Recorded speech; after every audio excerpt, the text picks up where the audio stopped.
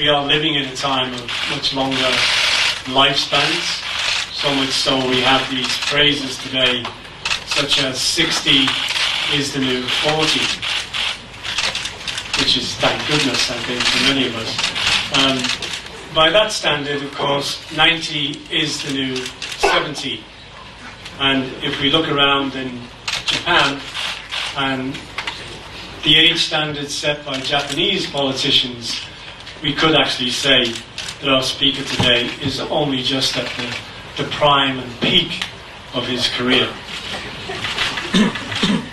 Our speaker today has attracted very strong opinions. One could argue that that is a characteristic of leadership. So whether you agree or disagree with him, he has most definitely demonstrated leadership. So on that note, I'd like to introduce our speaker today, Prime Minister of Malaysia, Dr. Mahathir Mohamad. Thank you. Thank you. Ladies and gentlemen of the press, firstly, thank you very much for this opportunity for me to talk directly to the foreign press in particular. You may know, of course, that a year ago, something unusual happened in Malaysia.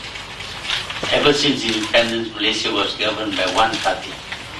For 61 years, that party was in power, and it seems that nobody can unseat that party.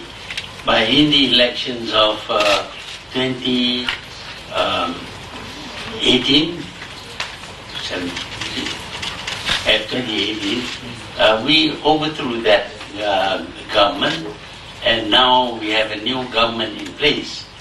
But strangely, that new government is hated by the old government. That was me. I was leading the government for a long time, 22 years, although I was still acceptable to the party. I decided to resign and give way to younger people.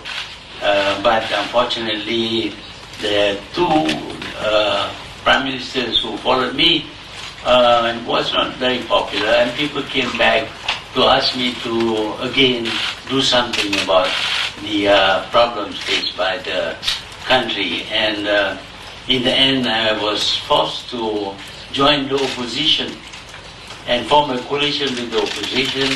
And this opposition, although not much was expected of it, actually won the election in the 14th election. Since then, we have taken over the government, and of course, lots of people want to know what kind of government is this? Is this going to be another government that will impose all kinds of restrictions on the people? I was once accused, of course, when I was Prime Minister in the previous government, of being a dictator and a corrupt leader. Strangely, the very people who accused me of being a dictator and a corrupt person decided to ask me to lead them. So now I am leading an opposition party which has taken over the government. We have a tough job simply because the last government left behind a lot of unpleasant legacies. For example, they borrowed too much money, far beyond the ceiling determined by the government. They have undermined the system of governance. They have done a lot of harm because they did not rule according to the rule of law. And so we now face a tough task of trying to turn around the country.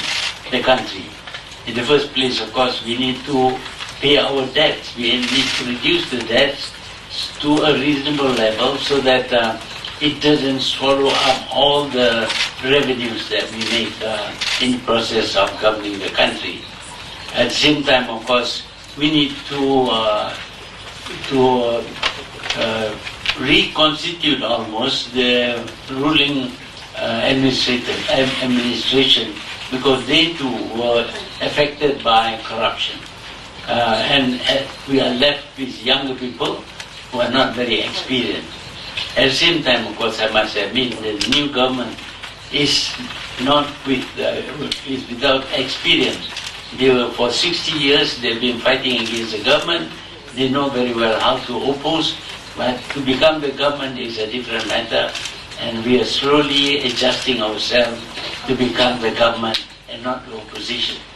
Although sometimes streaks of the old opposition would appear and be adopted by the current government. But we're taking care of that. Since then, we have been able to reduce the debts to a reasonable level. It was more than 1 trillion before. It's now about 80% of the GDP. We need to reduce that to about 54%. But we think we are on the way to doing that.